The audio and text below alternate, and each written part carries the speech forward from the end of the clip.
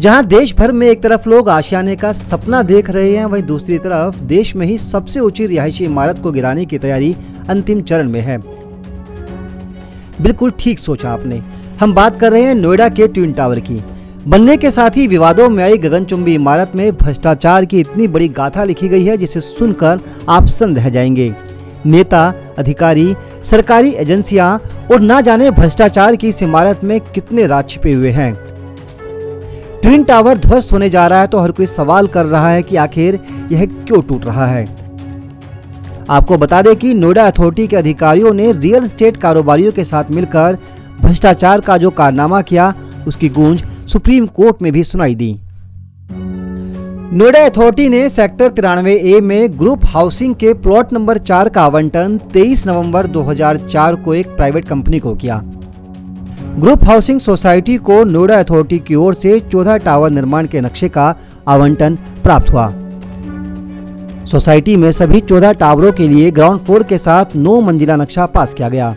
इसी के 2 साल बाद 26 नवंबर 2006 को अथॉरिटी ने ग्रुप हाउसिंग सोसाइटी के नक्शे में पहला संशोधन किया।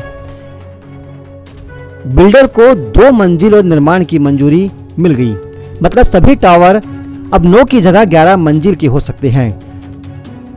इसी बिल्डिंग एरिया में बन रहे टावर नंबर 15 और टावर नंबर 16 को भी 11 मंजिली इमारत के निर्माण का नक्शा दे दिया गया। टावर की ऊंचाई 37 मीटर निर्धारित की गई थी, जो धीरे धीरे बढ़ती गई। टावरों के निर्माण योजना में लगातार बदलाव हो रहे थे। टावर के नक्शे में तीसरा संशोधन 2 मार्च 2012 को किया गया। नए संशोधन के तहत टावर नंबर 16 और 17 के लिए फ्लोर एरिया रेशो को भी बढ़ा दिया गया।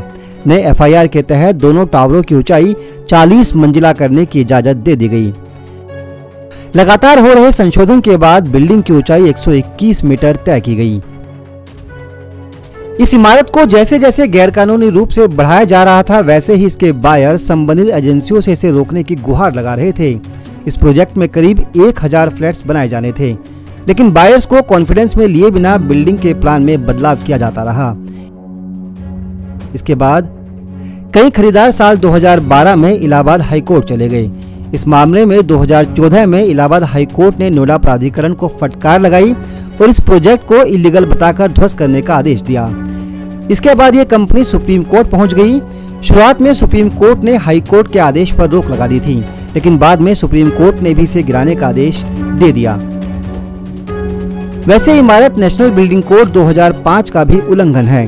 नेशनल बिल्डिंग कोड के अनुसार 2 टावरों के बीच कम से कम 20 मीटर का स्पेस होना चाहिए, जबकि यहां बनी दोनों टावरों के बीच महज 9 मीटर से भी कम का स्पेस रखा गया।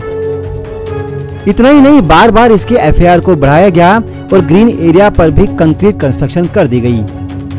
Bureau report, Navodaya times, Punjab Kesari group.